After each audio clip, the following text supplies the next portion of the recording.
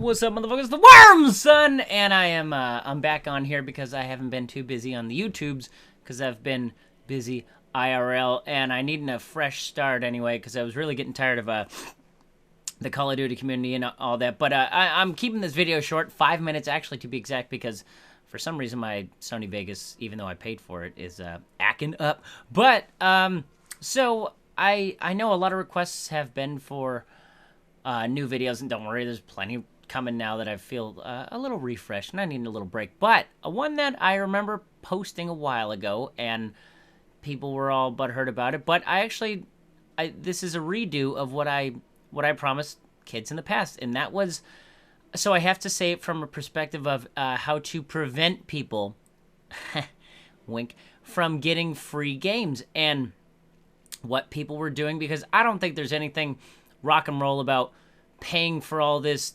golden guns and all these extra shit, but I do think there is something rock and roll about getting the, preventing people from getting it for free. So, the way that, hypothetically, because I do not condone any of these actions, but the way hypothetically people can do, and get free stuff when it comes to, store's expense, which is highly illegal and frowned upon.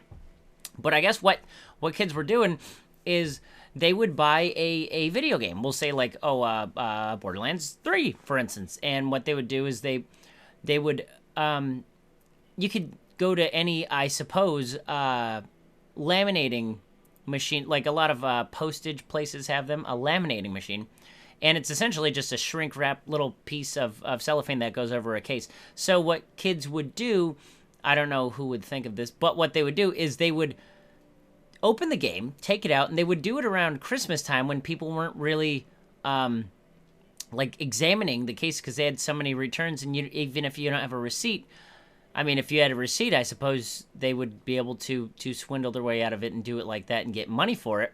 But if you didn't have a receipt, places like Best Buy and Target and Wally World would just let you get store credit, and they would be shuffling through so many things that they would just give you, we'll say, I don't know, $60 worth of store credit for whatever they were doing. And it was heinous. And what you would do, though, I guess what the kids would do is they would open the game up, they'd undo the wrapper, or some would be very good and just slice the wrapper and then they could resell it later. They would take the disc out and then they would put a disc back in and then have the thing re-laminated. I guess they weren't breaking the seals, they were just kind of peeling them off and putting the seals back on, like on the spinal part, so to speak. And they would bring these, I guess what they would do is they would put a disc in the place of where it would go. So if someone at the store were to shake it around, they would be fooled into thinking that there was an actual video game in there. And then I just can't believe that some people would do this stuff. And I guess some kids were working at a this CD store. I don't want to name any names because I don't want to get the CD store in trouble. But what you could do is you could relaminate the stuff, and a relaminating machine, I guess, would cost pennies on the dollar. Less than $100 to relaminate these things. So these kids were getting away with this hand over fist, and they were getting these gift cards, and I guess kids were like buying all kinds of video games, getting the games, and then when they were done with the games, what the kids would do is they would bring them to GameStop because they just accept the discs, and they would get store credit on that too. So they would just be attaining all this crazy amount of store credit. I don't think the cops ever found him. It was an unsolved case. But what a lot of the stuff was is I guess GameStop didn't, they didn't care about the cases for the game, so they would just accept the game. So once the kids were done with the games, they would just bring the cases to GameStop, the disc to GameStop, and they would take the cases and they'd swap those out and they, put a blank CD or whatever inside the cases, and they would be getting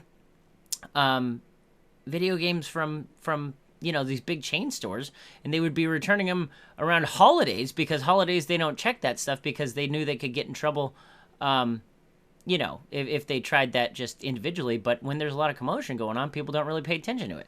And I suppose that is really how people were getting these free items, and they would get all kinds of credit. And the kids, from what I understood, they never got caught and they lived happily ever after. But it's heinous, and I can't condone any of that stuff. But if you're working at one of those stores, you should really check out stuff like that and check the little, the spines. Anyway, it's been the Worm, son. It's been real. I'll catch y'all later.